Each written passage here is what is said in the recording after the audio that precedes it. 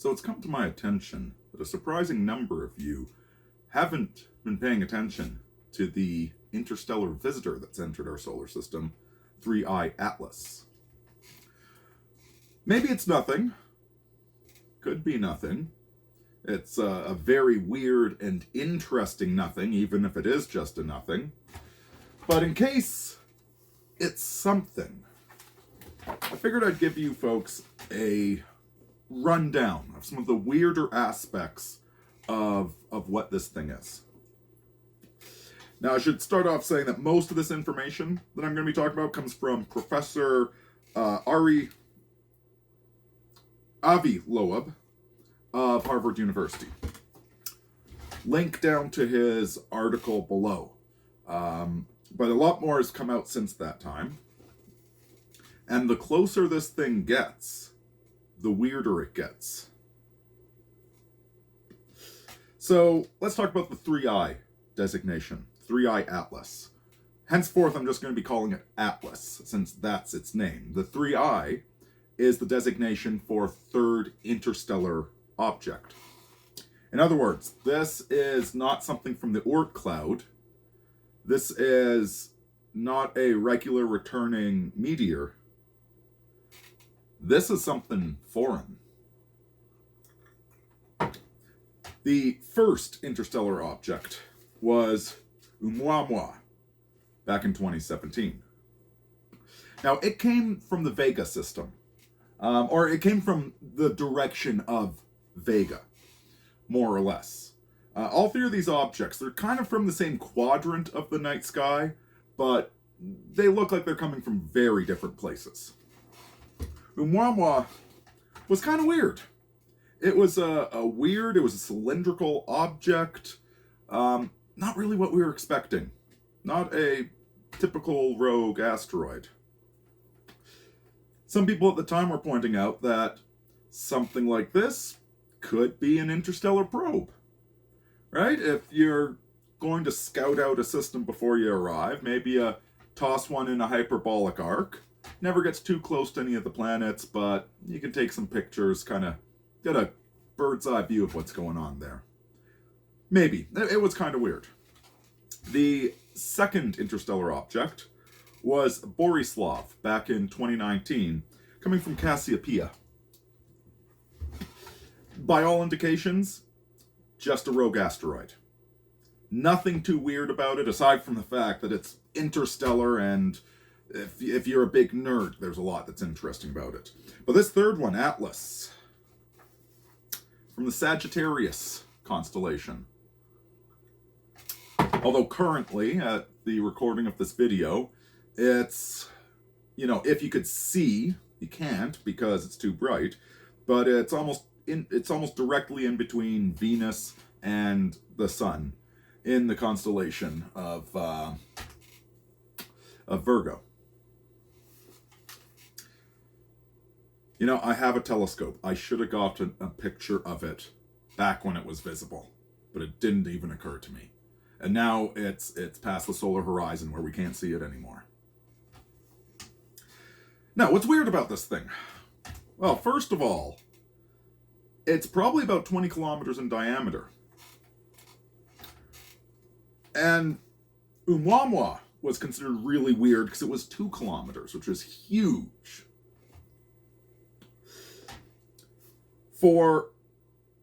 To find one 20 kilometer, we should see about 1 million 2 kilometer or smaller interstellar objects.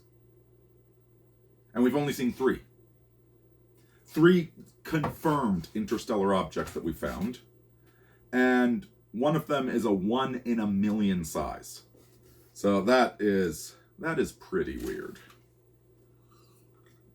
It's also approaching at only 5 degrees off of our ecliptic plane. Which that means the planets all rotate about the sun on the ecliptic plane. Now that the solar ecliptic is not the same as the galactic ecliptic. If you look up in the night sky and you're away from city lights, you can make out the Milky Way. The Milky Way is our galaxy. It's the cluster of stars that make a line up through the sky. So our ecliptic is significantly different from that. Every solar system is going to have its own ecliptic. And this thing's approaching at only 5 degrees off of ours. So of all the angles it could have come, it's slicing the pie beautifully.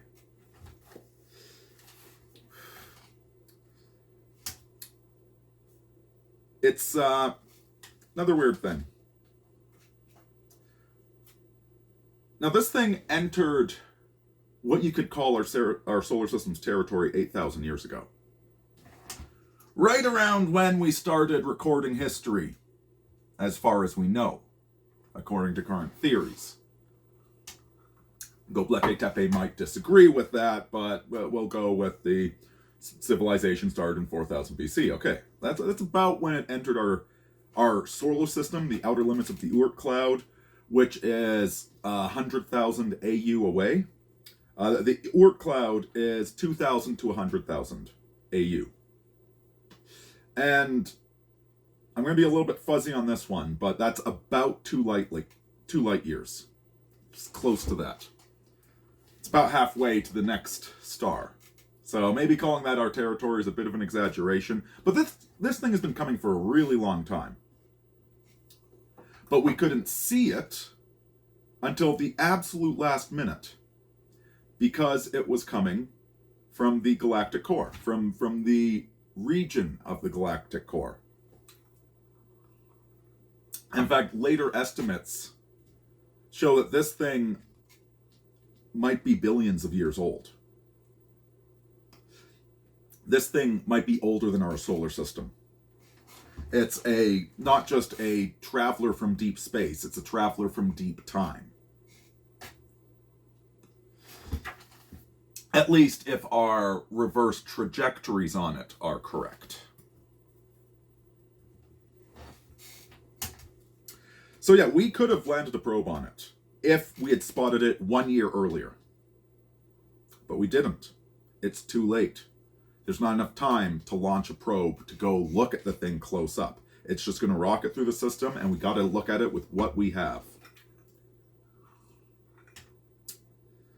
Next, it's hitting Perihelion, Perihelion is the top of the arc. When it's going to orbit around the sun and then leave, Perihelion is happening opposite from us. So we won't be able to see what happens at Perihelion, this is where we start getting to the really crazy parts, okay? It's called a reverse Oberth maneuver. Did I say that right? Yeah, it's at Perihelion. When you're in a gravitational well, you're going like this. If you want to orbit, that's the ideal place to hit your rockets to slow down. And they would need a delta V of 20 kilometers a second to do that. To slow down and get into orbit of Earth or Jupiter. About 20 kilometers a second. Which we can't survive 20 kilometers a second of delta V, but we can build things that do 20 kilometers a second. Missile rockets do that. Intercontinental ballistic missiles do that. So that's totally feasible technology.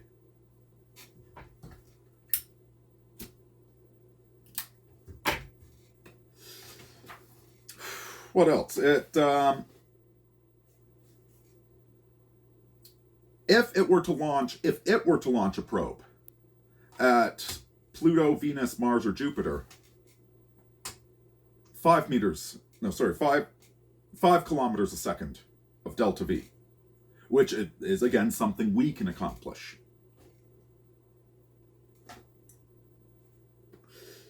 Then there's the distance.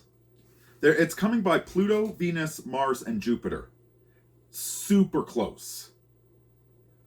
Okay, Pluto, 5.1 AU. I should clarify. An astronomical unit is the average distance from Earth to the Sun. So it's about 7 light minutes. Pluto, it's coming within 5.1 AU. Venus, it's buzzing it by 0.65 AU. Mars is 0.19 AU. So it went super close by Mars. The Mars rover actually got pictures of it. And Jupiter, 0.36. And just to give you an idea of scale, Jupiter is 5 AU from the Sun. So 5 times as far as we are. And the beginning of the Oort cloud is 2,000 AU. Space is really, really big.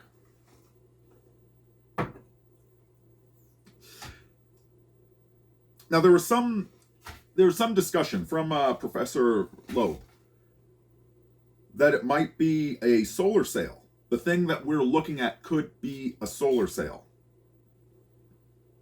which would be the ideal way to slow down and then come into orbit of Earth or Jupiter.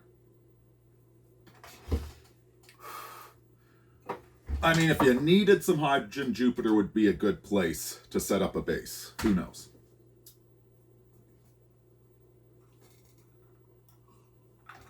I think that theory's been debunked. Because, well, here's another really weird thing about it. So first of all, it started outgassing CO2. First there was one plume, and then there were plumes on both sides. After that, it started outgassing cyanide, which is why it's green right now. And yet, the outgassing has not affected its velocity. So if it was a solar sail, it should have been slowing down. I don't believe it has been slowing down. Even though these things usually do slow down when they start outgassing. So either there's something else accelerating it, or it's incredibly massive, and what little outgassing there isn't enough to slow it down. I mentioned also that the Mars probe, the Mars rover, managed to take some photos of it. Now there's 2 cameras on the Mars rover. One is designed for looking at space, the other isn't. They only published the ones that weren't designed for looking at space. So we've got a streak in the sky is all that we have of it. They've had the other photos for weeks, and they haven't published them. The only photos we have been where it's a blip in the distance with maybe a halo around it, and maybe a couple of plumes from the outgassing. Which is, outgassing is when an object hits the solar wind, it heats it up, and frozen things that we call gases, like CO2, sublimate, and they spray off. They go from solid to gas.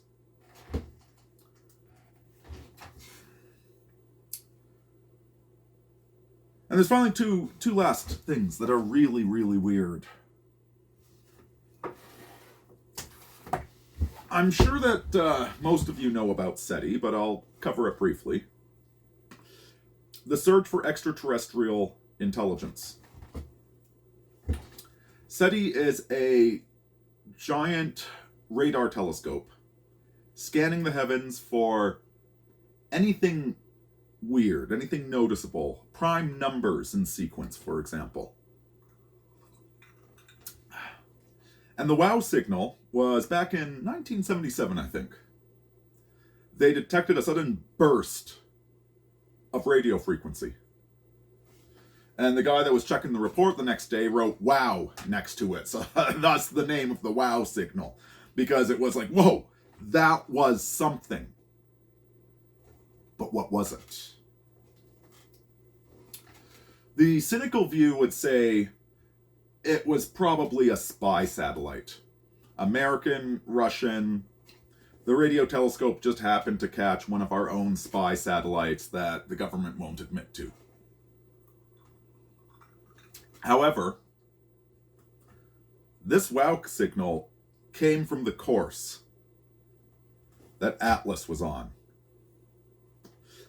And there have been other reports by amateur astronomers that they've been detecting bursts of radio information from this thing. Some of them going so far as saying they are detecting repeating patterns of prime numbers. The reason that's significant is that repeating patterns of prime numbers don't appear in nature. It's something a mathematically aware species would create to signal its intention to communicate.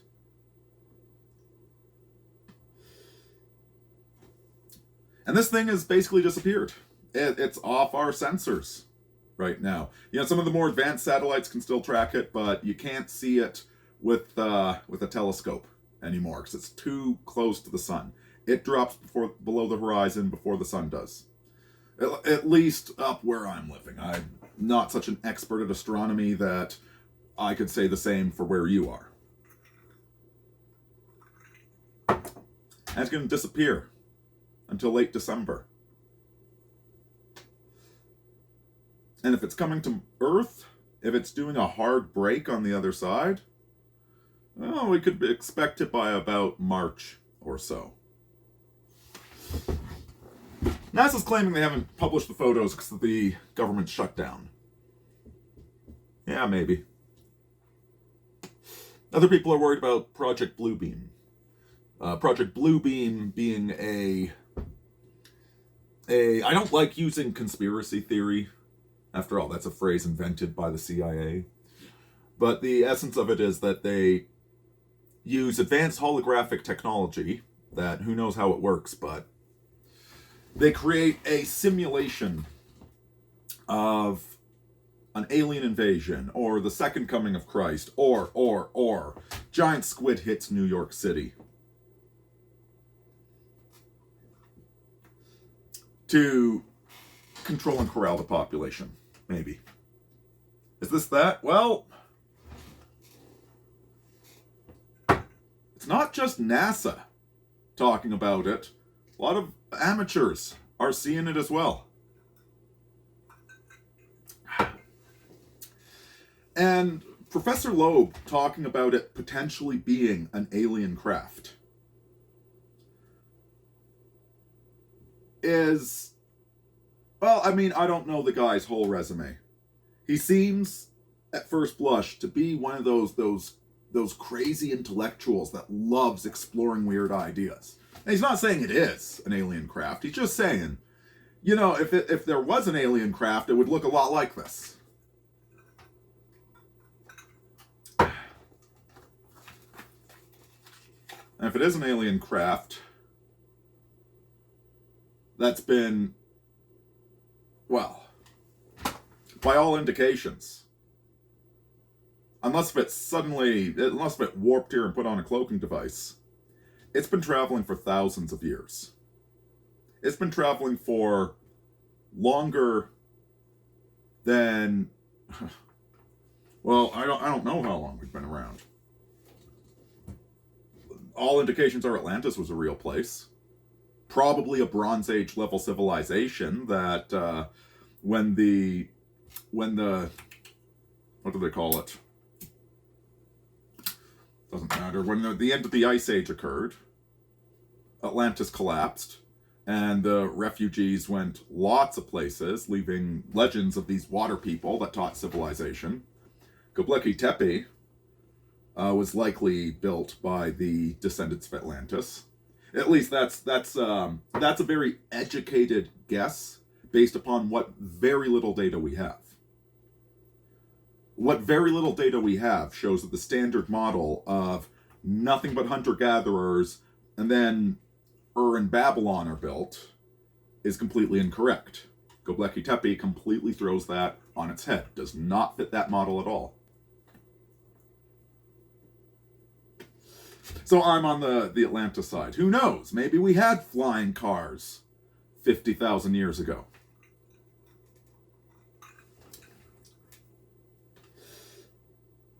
Or maybe this is just something from the very early days of our galaxy, let alone our universe.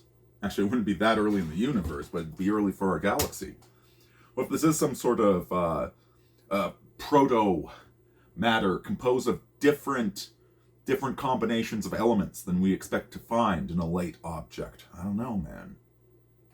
That's still pretty darned interesting.